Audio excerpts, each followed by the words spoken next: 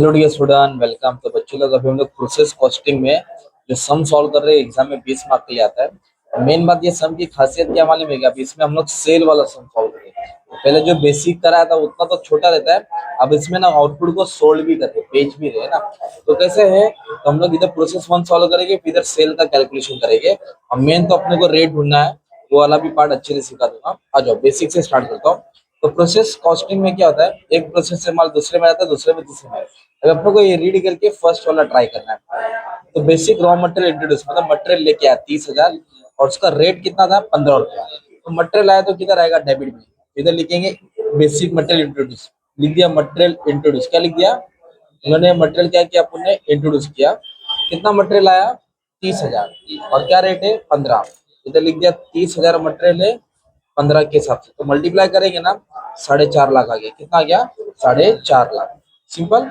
अभी तो देखो एक्सपेंस बोला है, वेजेस बोला है, इनडायरेक्ट मटेरियल बोला है, फैक्ट्री एक्सपेंस, ये सब खर्चा होता है, एक्सपेंडिचर है ना। तो आपको कहाँ डालना है, डेबिट में डालना है। कहाँ डालना है, डेबिट में।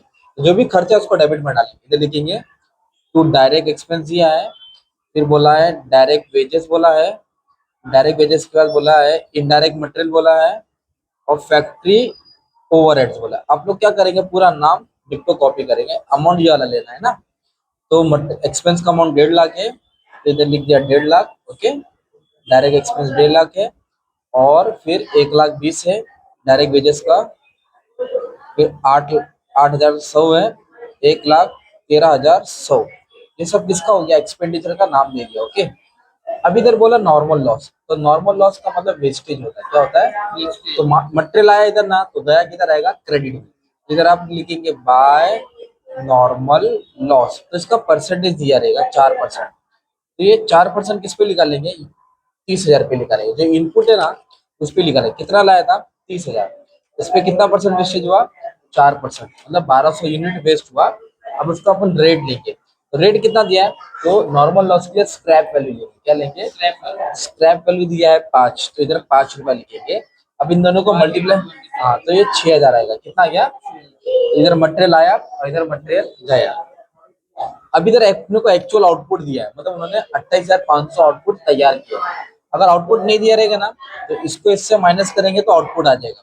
इधर लिख दिया by output carry down. Okay, 28,500 output दिया है। अभी अपने को रेट दिया है क्या, नहीं। और ये जो लास्ट का 3 information, sold, transfer, selling price, वो यहाँ सॉल्व करेंगे अलग से। तो अभी अपने को क्या करना है, रेट ढूंढना है। क्या ढूंढना है, तो इसके लिए क्या करेंगे, debit amount minus credit amount. तो डेबिट अमाउंट मतलब ये सब अमाउंट को ऐड करेंगे। 4.5 लाख, 1.5 लाख, 1,20,000, 8,100, 1,13,100। तो कैल्सियम मारेंगे तो इतना अमाउंट आएगा, 8,41,200। ये हो गया debit amount minus credit amount. Credit में कितना है तुम्हारा, 6,000। और यूनिट्स में क्या करेंगे, 30,000 माइनस नॉर्मल लॉस। 30,000 में से कितना माइनस करेंगे, 1,200। इसको नहीं लेंगे भाई, इसके लिए तो ढूंढ रहे हैं ना। तो 30,000 में से 1,200 क्या करेगा, माइनस करेगा। अब इसको इसको माइनस करो, इसको इसको माइनस करो, फिर दोनों को डिवाइड करो। तो सॉल्व करके रेट मान लो 29 है। कितना है, वो 29 यहाँ लिखेंगे। अब इन दोनों को क्या करना है, आपको मल्टीप्लाई करना है। क्या करना है, इसको मल्टीप्लाई करना है। तो ये रेट मान लो तुम्हारा राइट आया, 8,26,500। ठीक है। अब अपने को क्या करना है, इसको बैलेंस करना है। क्या करना है, तो बैलेंस करेंगे ना, तो ये तो 30,000 दिखा मेरे को, ये कितना है, 28,500 और 1,200, 29,700। ये ज्यादा है और ये कम है, तो इधर लिखेंगे 30,000, 30,000। तो 30,000 में से इतना माइनस करेंगे ना, तो 300 का गैप आया ना, मतलब डेबिट ज्यादा निकला। तो डेबिट ज्यादा रहेगा ना, तो तेरा लॉस होगा। इसको बोलेंगे एबनॉर्मल लॉस। क्या बोलेंगे भाई, एबनॉर्मल लॉस। और इसके लिए रेट क्या आएगा, हाँ, जो हमने फाइंड किया था।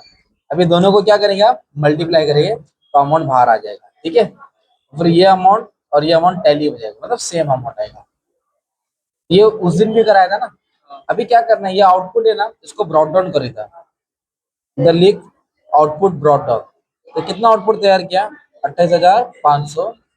रेट कितना था, 29, 8,26,500 है ना। इसको उठा के यहाँ लिखा। अब इसका दो पार्ट करेगा। इधर लिखेगा बाय सेल, लिखेगा क्या लिखेगा, और इधर लिखेगा बाय आउटपुट ट्रांसफर। क्या लिखेगा, बाय आउटपुट ट्रांसफर। तो इधर पढ़ो, तो कितना परसेंट सेल दिया है, 30%। कितना परसेंट, और ट्रांसफर कितना बोला है, तो ट्रांसफर पे 70% मारा, और इधर कितना हमारा 30% है ना। अब इसको हम लोग क्या करेंगे, ये 28,500 यहाँ लिख देने का, ठीक है। अब ये 28,500 ना, इसका 30% भी निकालेगा और 28,500 का 70%, इधर 30% लिखेगा, इधर 70, तो 28,500 का 30% निकाला तो 8,550 आया। सेल है ना, और सेल का रेट भी दिया है, देखो सेलिंग प्राइस 32 रुपया, ये इस पे 30% निकालेगा तो ये आएगा, और इसका रेट दिया रहेगा, कितना दिया है 32। अब इन दोनों को क्या करेगा, मल्टीप्लाई करेगा, ये अमाउंट आएगा।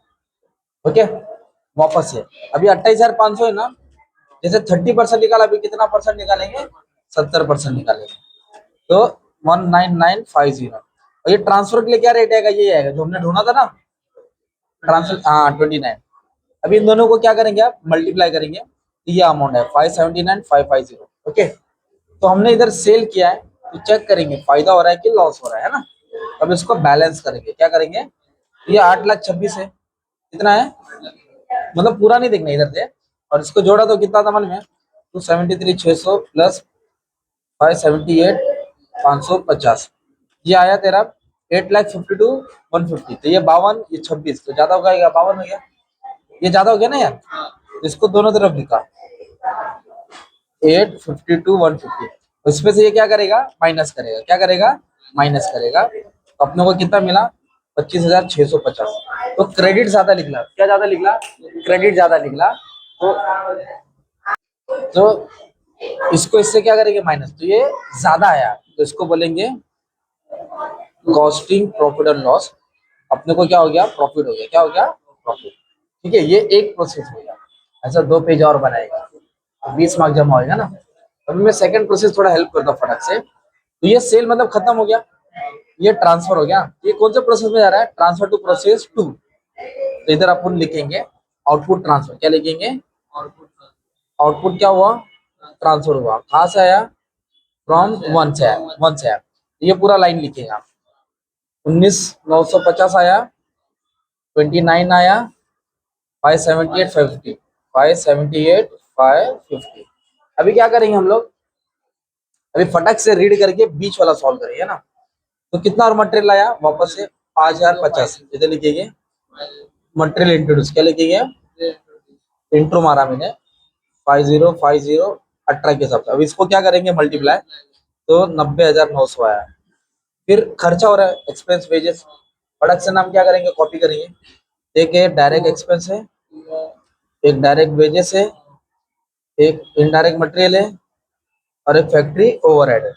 तो कितना है, 1,70,000 है, 1,00,000 है, 9205 है, 119345। ओके, ऐसा लिख देने का। अब इधर क्या लिखेंगे, by normal loss. Normal loss का परसेंटेज दिया है, कितना परसेंट, 6%। 6% किस पे निकालेगा, ये यूनिट्स पे निकाल, दोनों पे निकालेगा, दोनों पे निकालेगा, दोनों मटेरियल है ना, ये दोनों को ऐड करेगा तो 25,000 है, कितना है, 25,000 पे कितना परसेंट, 6%। ओके, 25,000 पे 6% निकालेगा, 1,500 आएगा। तो नॉर्मल लॉस के लिए कौन सा वैल्यू लेगा, स्क्रैप वैल्यू। नॉर्मल लॉस के लिए कौन सा वैल्यू लेगा, स्क्रैप वैल्यू। कितना रुपया दिया, 7, पहले का 5 था, दूसरे का 7, इसको मल्टीप्लाई किया तो 10,500 है ना। इधर लिखेंगे बाय आउटपुट कैरिड ऑन, क्या लिखेंगे, तो कितना आउटपुट तैयार किया, 23,700, आउटपुट कितना है, देगा 23,700। और इसका रेट है क्या, नहीं है ना, तो रेट अपने को क्या करना पड़ेगा, ढूंढना पड़ेगा। तो डेबिट अमाउंट माइनस क्या करेंगे, क्रेडिट अमाउंट। तो डेबिट अमाउंट का मतलब क्या होता है मालूम है, अपने को डेबिट साइड को सबको ऐड करना है, मतलब ये सबको ऐड करेंगे, 578, 90, 1,70,000, 1,92। ओके, ये सबको ऐड किया तो मान लो इतना अमाउंट है 10,68, और क्रेडिट में कितना है, 10,500, और यूनिट्स कितना, ये 25,000 है, और ये 1,500, 25,000, 1,500। अब इसको क्या करेंगे, कैलसी में खेलेंगे, तो कंप्यूटर में सॉल्व करेंगे तो 45 रेट आएगा, ये 45 याद देना है। ओके, ये 45 याद देना है। अब इसको क्या करेंगे, मल्टीप्लाई करेंगे, तो आपको अमाउंट मिलेगा 10,66,500 है ना। अभी मेन बात, इसको बैलेंस चेक करेंगे कि तुम्हारा टैली हो रहा है कि नहीं हो रहा है। ये 25,000 है भाई, कितना है, डेबिट साइड कितना है, 25। अब इसको जोड़ो, 23,700, ये 25,200। तो ये ज्यादा हो गया कि डेबिट ज्यादा हो गया कि क्रेडिट ज्यादा हो गया, ये 25, ये 25,200, ये इधर, तो ये दोनों तरफ लिखिएगा ना। तो कितना ज्यादा हो गया, 200। कितना ज्यादा हो गया, इधर लिखिएगा एबनॉर्मल गेन। क्या लिखिएगा, एबनॉर्मल गेन। कितना रेट था, सॉल्व करके रेट कितना आया था, तो 45 लिखिएगा। ये आएगा 9,000 है ना। फिर ये अमाउंट और ये अमाउंट टैली हो जाएगा, ठीक है।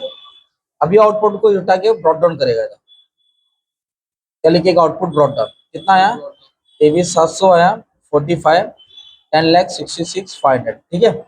अब इधर तू दो चीज करेगा, एक सेल लिखिएगा और एक क्या लिखिएगा, output transfer to third process, है ना। तो अभी रीड करते हैं।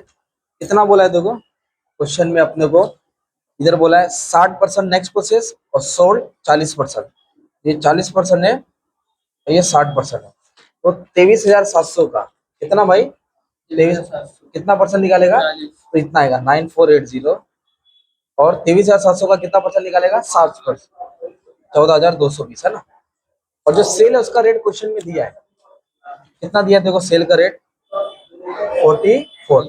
तो सेल का रेट कितना दिया है, तो सेल में कितना लिखेगा, 44। तो 4,17,120। बट इसका रेट नहीं दिया रहेगा ना, ट्रांसफर के लिए यही रेट आएगा ना जो हमने फाइंड किया था, 45। अभी दोनों को क्या करेगा, मल्टीप्लाई, 6,39,900, ठीक है। अभी इसको अपन क्या करेंगे, बैलेंस करेंगे। क्या करेंगे, तो डेबिट क्रेडिट। अभी तो डेबिट ज्यादा है। ये कितना आ रहा है मालूम है क्या भाई तेरा, 55 आ रहा है, 10,55,000 आ रहा है, ये 10,66,000 है। ज्यादा कौन सा हो गया, ये 66 है, 55। हाँ तो पहले ये बैलेंस कर दे।